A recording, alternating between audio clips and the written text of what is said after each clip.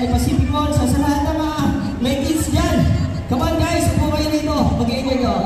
Ini-invite ko po kayo lahat dito. Upo kayo. There's a lot of prizes sa pamimigay ng LA Pacific Mall. And then later on, we have a magic show and basket show po. So ayan, interview namin. Ano pangalan mo? Jetsa. Taga saan ka? Kabanatuan. How about you? Luis. Taga saan si Luis? Kabanatuan.